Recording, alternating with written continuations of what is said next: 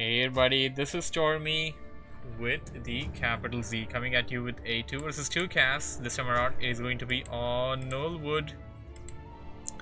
So I don't really have to introduce these players too much. We got Skutt over here spawning as the blue Undead at the 2 o'clock position. His ally ThorZaIN spawning at the 12 o'clock as the teal, or rather just refer to this as blue for the convenience. Team blue and team red.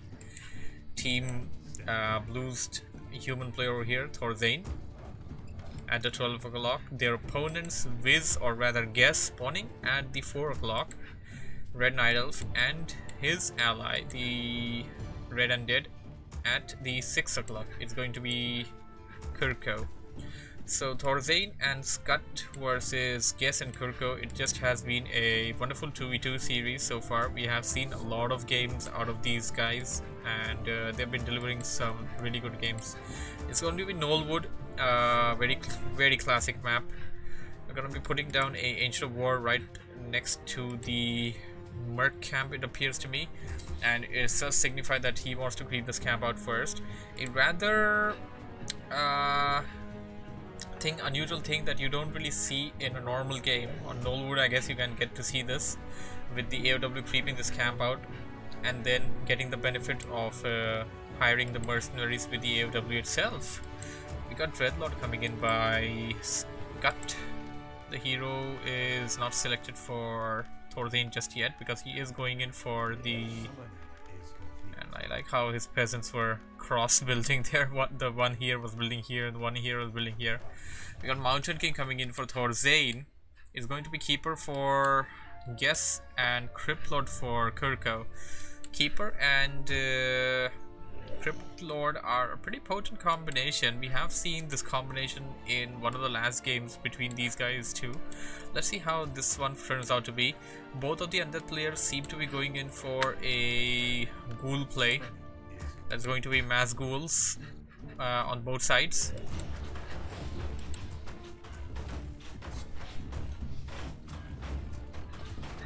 AOW creeping has begun, and of course you have to use not one but two of the wisps over here to try and repair your building, and it's also under the effect of the trees there, consuming the trees and regaining HP from that. Will be done creeping over here, and level 2 on the Keeper of the Grove. Mountain King ready, and both of the heroes for Team Blue were kind of delayed. This is one thing that you want to point out, because I think Skutt went for the late hero build, and ThorZaIN of course went for the new delayed human build order, which you go for Pally Rifle, but instead of going for Paladin, he's going for Mountain King, and that looks to be a really good combo, by the way. Cloak of Shadows, not the best, not the worst, and expansion being picked up. Now here's the thing, have the players actually scouted each other?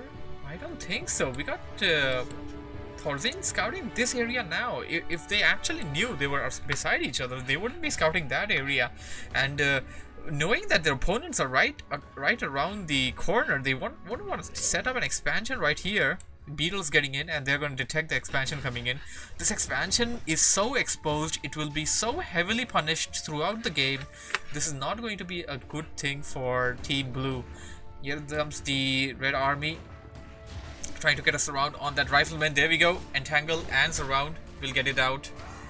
A Dispel going across, trying to get that Blight Sacrificial Skull away. A Surround, Sleep and a Surround on that Keeper. Keeper will have to use a TP most likely to get out of here. Impale, well sadly you can't really run away while the units are in the air, and yes, he's gonna have to use a TP, or he's gonna have to either that or lose the hero. It appears that Skutt and ThorZaIN are able to defend the expansion they put up, but the thing is, the positioning of this expansion is so bad for this particular matchup right now, is that it's going to be suffering a lot of hit and run attempts, a lot of harassment, and it may eventually even be taken out if not fortified well in time. He's going again. This is exactly what I was talking about. KurCo is going again for the expo, but ThorZaIN detecting that, going behind his Crypt Lord. but here comes Guest to the rescue. Guest will try to snipe down the units one by one, and this is something that you want to consider forces of nature. You may even try to get the forces of nature out of this area. He can spawn some here and here, and then he has a straight route to the expansion back line there, the gold line. Ziggurat has already taken a good number of hits there. Uh-oh, we have the Dreadlord surrounded. This Dreadlord may get taken out. No, Dreadlord will use the Cloak of Shadows to survive for the time being. There is no Goblin lab on this map. Now gonna have to use the TP to back out. And now this expansion is in grave danger. ThorZaIN also forced to run back a bit. He called in some militiamen to try and save the expansion. He will be dealing with KurCo over there, but on the other side, Guess is doing everything he can to take this expansion down, and he is so far successful in taking out one spirit tower. That's an Arubian tower, sorry. Here comes second hero for Guess. It's going to be a Tinker, dropping down the Clockwork Goblin right away, and they're going to go after the other tower. If they manage to take out the tower, this expansion is definitely going to be taken out easily. And they have enough firepower to do so. With the Clockwork Goblin, it just becomes rather easier to do so. And what do you have here? Here comes ThorZaIN back into the fight. Skutt's hero is so weak right now, this doesn't look good.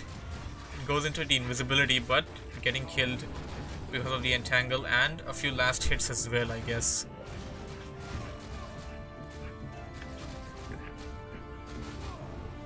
A lot of acolytes are dying, and yes, this is exactly what I'm talking about. They had to unsummon this expansion. The positioning was just so bad for this particular map.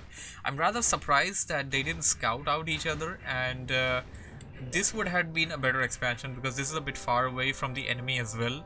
It's a bit far away from you as well.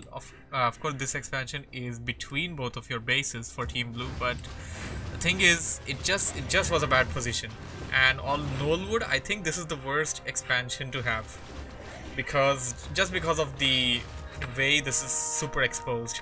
Team Red going in for the creep in the middle of the fountain camp. After that, they're going to be taking the advantage of the fountain, of course.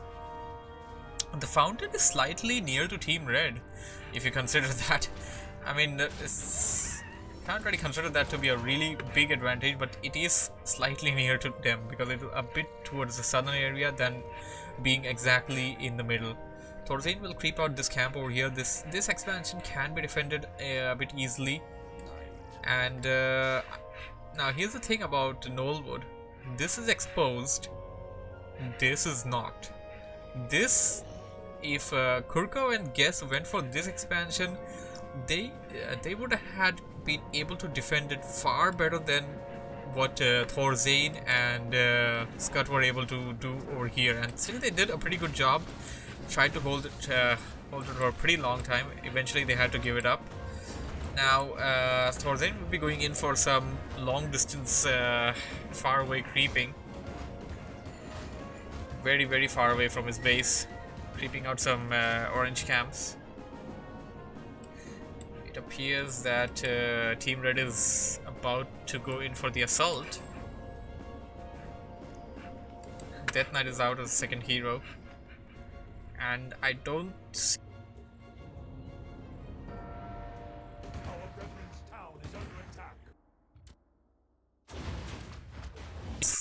base being attacked right now. That is, I like how he sent in the beetles there, all the beetles focusing down that arcane tower.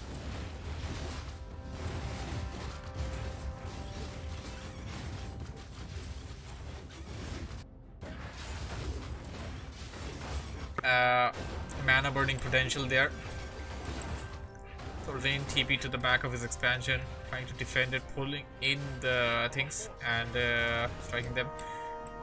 Where's Skutt though? Oh, there's Skutt. Skutt has a puny army as compared to what the others have right now.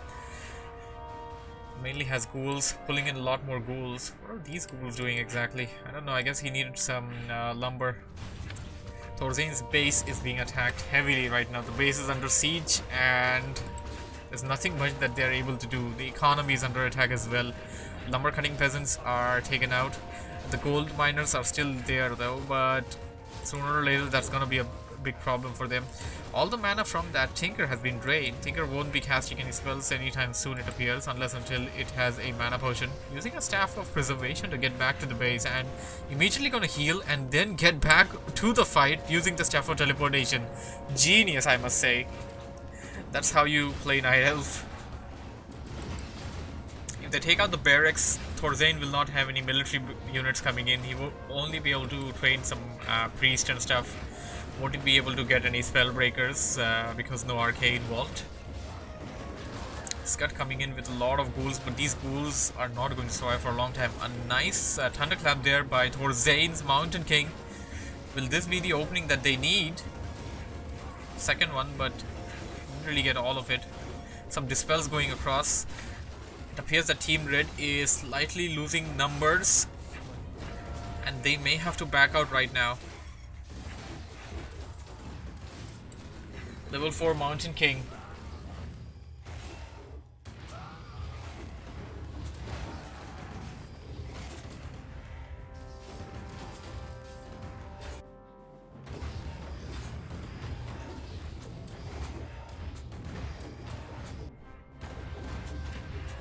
Carrion Swarm after Carrion Swarm, but no more remaining, and that barracks eventually will go down.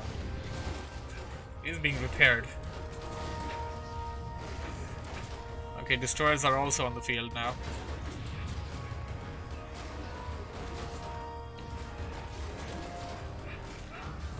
Yep, I think this is game. Guess and KurCo will win this game. Skutt and ThorZaIN have been pushed way back right now, and them coming back is going to take a long mile to cover, and that mile will not be allowed by KurCo and Guess. There we go, good game.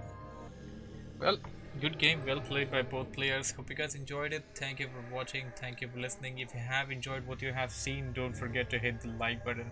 Subscribe for more. I stream at 15:30 UTC every single day at my Twitch channel. That will be all for today then. Today's daily Warcraft cast is done, and we shall be heading in to the capital Z game night. Today is Day of Empires then. Bye for now.